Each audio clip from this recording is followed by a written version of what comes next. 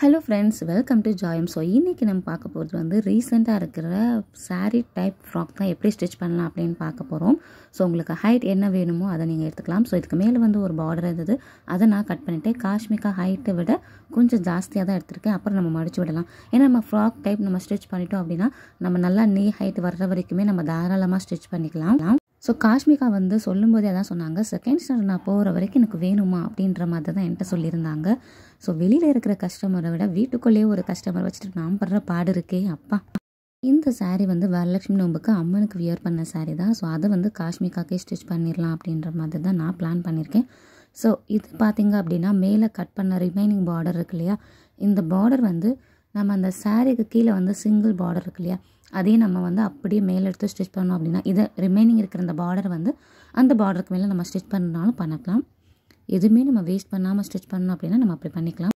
So மெஷர்மெண்ட்டுக்கு already வந்து நான் ஒரு ட்ரெஸ் ஸ்டிச் பண்ணியிருக்கேன். ஸோ இந்த ட்ரெஸ்ஸை தான் நான் மெஷர்மெண்ட்டுக்கு எடுத்திருக்கேன். உங்களுக்கு மெஷர்மெண்ட் பர்சனலைஸாக வேணும் அப்படின்னா நீங்கள் எங்களுக்கு கமெண்ட்ஸில் சொல்லுங்கள்.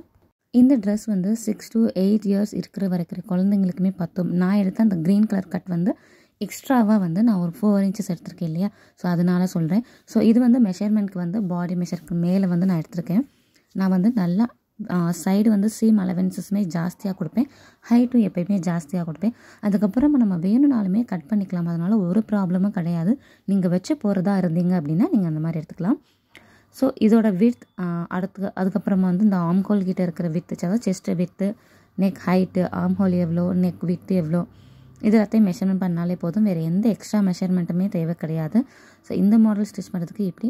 ஸோ பேக் சைட் பார்த்திங்க அப்படின்னா ஹூக்ஸ் வைக்கிறதுக்காக நான் வந்து எப்போயுமே இந்த மாதிரி தான் விட்டுருக்கேன். எப்போயுமே பேக் சைடு ஹூக்ஸ் வச்சோம் அப்படின்னா குழந்தைங்க வந்து வியர் பண்ணும்போது கொஞ்சம் ஈஸியாக இருப்பாங்க. இல்லை ஜிப் கூட வைக்கலாம். ஜிப் வந்து அந்தளவுக்கு எனக்கு நம்பிக்கை கிடையாது. எனக்காச்சும் ஒரு நாள் அது போயிடும் அப்படின்றதுனால நான் எப்போயுமே அதை வைக்கிறதே கிடையாது. மோஸ்ட்லி ஹூக்ஸ் வந்து நான் ப்ரிஃபர் பண்ணுவேன். ஸோ இந்த இடத்துல உங்களுக்கு கர்வ் வேணும் அப்படின்னா நீங்கள் கர்வாக வச்சுக்கோங்க. இல்லைனா சைடு வந்து ஹீப்பில் வந்து நம்ம நாட் வச்சுக்கலாம். மெஷர்மெண்ட் எப்படி எடுக்கணும் அப்படின்ற வீடியோ வேணாலுமே எனக்கு கமெண்ட்ஸில் நீங்கள் சொல்லலாம். ஸோ நெக்ஸ்ட் பார்த்திங்க அப்படின்னா பாடி பார்ட் வந்து நான் ஆல்ரெடி வந்து இருக்கிற நிறைய வீடியோஸ் இருக்கும். ஸோ காஸ்மிகா சைஸ்க்கு வந்து நான் நிறைய வீடியோ போட்டிருக்கேன், நீங்கள் வேணால் அதை கூட பார்த்துக்கோங்க பார்க்காதவங்க. ஸோ நெக்ஸ்ட் நம்ம ஸ்லீவ் கட் பண்ண போகிறோம். ஸ்லீவ்க்கு பார்த்திங்க அப்படின்னா தாராளமாக அகலம் வந்து ஒரு 9 inches எடுத்துக்கோங்க. இது 4 லேயராக நான் ஃபோல்ட் பண்ணி வச்சுருக்கேன். ஆக்சுவலாக வந்து நம்ம கீழ் பாட்டம் போர்ஷன் வந்து நம்ம கட் பண்ணதுக்கப்புறமா ரிமைனிங் இருக்கிற கிளாத்தை தான் நான் இப்போ கட் பண்ணிகிட்ருக்கேன். இன்னொன்று என்ன அப்படின்னா, இதில் எந்த மாதிரி மாடல் நான் கொடுக்க போகிறேன் அப்படின்றத நான் சொல்லிடுறேன். இந்த மேலே மட்டும் ஒரு பஃப் வரும் இல்லையா, ஸோ அந்த மாதிரி மாடல் தான் நான் கொடுக்க போகிறேன். காஷ்மிகாக்கு அந்த மாடல் நான் இது வரைக்குமே ஸ்டிச் பண்ணது கிடையாது. ஸோ மேலே மட்டுமே சின்னதாக ஒரு ஃப்ளீட்ஸ் கொடுப்பாங்க இல்லையா, ஒரு 5-6 கிட்ட. ஆனால் வந்து ஸ்லீவ் எட்ஜஸில் வந்து நம்ம கொடுக்க மாட்டோம். ஸோ அந்த மாடலில் தான் நான் எனக்கு ஸ்டிச் பண்ண போகிறேன். ஆக்சுவல் ஸ்லீவ் ஹைட்டை விட எக்ஸ்ட்ரா 3 inches நம்ம எடுத்துக்கிட்டோம் அப்படின்னாலே போதும். இந்த ஸ்லீவ் வந்து நம்மளுக்கு ரெடி ஆகிடும். வேறு எந்த ஒரு மெஷர்மெண்ட்டும் நம்மளுக்கு தேவை கிடையாது. ஓகேங்களா? இது வரைக்குமே நம்ம சேனலை பார்க்காதவங்களுக்கு வந்து ஒரு முக்கியமான விஷயம் தெரியாது. நம்மளோட இன்னொரு சேனல் SJ லைஃப் ஸ்டைல், அது வந்து இன்னொரு சேனல் புதுசாக நாங்கள் பொங்கலுக்கு ஓப்பன் பண்ணியிருக்கோம். அதில் நீங்கள் vlog, ஷாப்பிங், ரிவ்யூஸ், எந்த மாதிரியான பியூட்டி டிப்ஸ், ஹேர் டிப்ஸ் எல்லாமே வந்து கிச்சன் டிப்ஸ், ஹவுஸை எப்படி மெயின்டைன் பண்ணுறது, இந்த மாதிரியான சூப்பர்வான டிப்ஸ் எல்லாத்தையுமே வந்து நாங்கள் இனிமேல் உங்களுக்கு சொல்ல போகிறோம். இந்த சேனலுக்கு நீங்கள் எவ்வளோ சப்போர்ட் கொடுத்தீங்களோ சேம் அதே மாதிரி அந்த சேனலுக்குமே சப்போர்ட் பண்ணுங்கள்.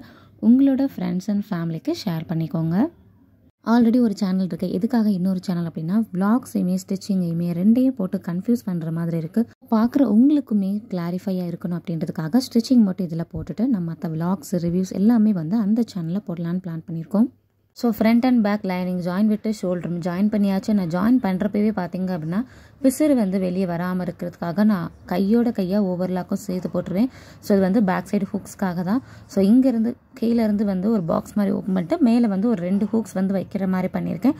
இது வந்து வியர் பண்ணுறதுக்கு கொஞ்சம் ஈஸியாக இருக்கும் அப்படின்றதுக்காக தான். ஸோ நெக்ஸ்ட் நம்ம ஸ்லீவ் வந்து ஜாயின் பண்ண போகிறோம்.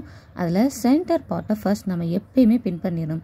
அப்போ தான் நம்மளுக்கு அந்த இடம் வந்து நம்மளுக்கு கரெக்டாக அந்த இடத்துல நின்னால் மட்டுமே தான் கீழே வந்து ஆம்ஹோல் கிட்ட ஆல்ட்ரேஷன் பண்ணதுக்கப்புறமா அப் அண்ட் டவுன் டிஃப்ரென்ஸ் வருது இல்லையா, அது வராமல் இருக்கணும் அப்படின்னா நம்ம பண்ண சென்டர் நாட்டையும் இதுமே இந்த ஷோல்டருமே வந்து கரெக்டாக நம்மளுக்கு நிற்கணும். அதுக்காகவே பின் பண்ணணும். ஓகேங்களா? பின் பண்ணாமலே நீங்கள் மெஷர்மெண்ட் பார்த்து எடுப்பீங்க அப்படின்னா தாராளமாக எடுத்துக்கோங்க. ஒவ்வொருத்தவங்களோட எக்ஸ்பீரியன்ஸ் பேஸ் பண்ணி தான் வரும். ஸோ ஸ்லீவ் வந்து ஸ்டிச் பண்ண ஸ்டார்ட் பண்ணியாச்சு. நான் இதில் பார்த்திங்க அப்படின்னா சின்ன சின்ன ப்ளீட்ஸ் மாதிரி எடுக்க போகிறேன். ஆல்ரெடி நான் சொல்லியிருந்தேன் மேலே வந்து பஃப் மாதிரி லைட்டாக வர்றதுக்காக. ஸோ கீழே வந்து எனக்கு பஃப் வேணாம், அதாவது ஸ்லீவோட எண்டிங்கில் வந்து எனக்கு வேண்டாம் அப்படின்றதுக்காக மேலே மட்டும் அந்த பஃபோட இது மட்டும் நம்ம கொடுக்க வேண்டியதா, சின்ன சின்ன ப்ளீட்ஸாக நம்ம பிடிச்சி ஸ்டிச் பண்ண வேண்டியதான். ஃபர்ஸ்ட் இந்த மாதிரி ப்ளீட்ஸ் தைக்கும்போது நம்ம என்ன பண்ணணும் அப்படின்னா கொஞ்சம் பெரிய தையலாக வச்சுக்கணும். ஓகேவா, கொஞ்சம் பெரிய தையலாக வச்சுட்டு சின்ன சின்ன ப்ளீட்ஸ்லாம் பிடிக்கிறதுக்கப்புறமா ஸ்லீவ் வந்து ஸ்டார்டிங் டு எண்ட் வரைக்கும் நமக்கு கரெக்டாக அமைஞ்சிருக்கா, சென்டர் பாயிண்ட் அதாவது ஷோல்டர் கிட்ட வந்து அந்த சென்டர் பாயிண்ட் செட் ஆகிருக்கா அப்படின்றத நம்ம ஃபிக்ஸ் பண்ண முடியும். இல்லை மறுபடியும் ரிமூவ் பண்ணுற மாதிரிலாம் இருக்கக்கூடாது இல்லையா, அதனால தான் ஃபஸ்ட்டு ஒரு பெரிய தையல் போட்டுக்கிட்டோம் அப்படின்னா நம்மளுக்கு டக்குன்னு ரிமூவ் பண்ணவும் முடியும். இல்லை கொஞ்சம் அட்ஜஸ்ட்மெண்ட் அப்படின்னா அந்த இடத்துல மட்டும் கட் பண்ணிவிட்டு நம்ம என்ன அட்ஜஸ்ட்மெண்ட் பண்ணணுமோ அப்படி பண்ணவும் முடியும்.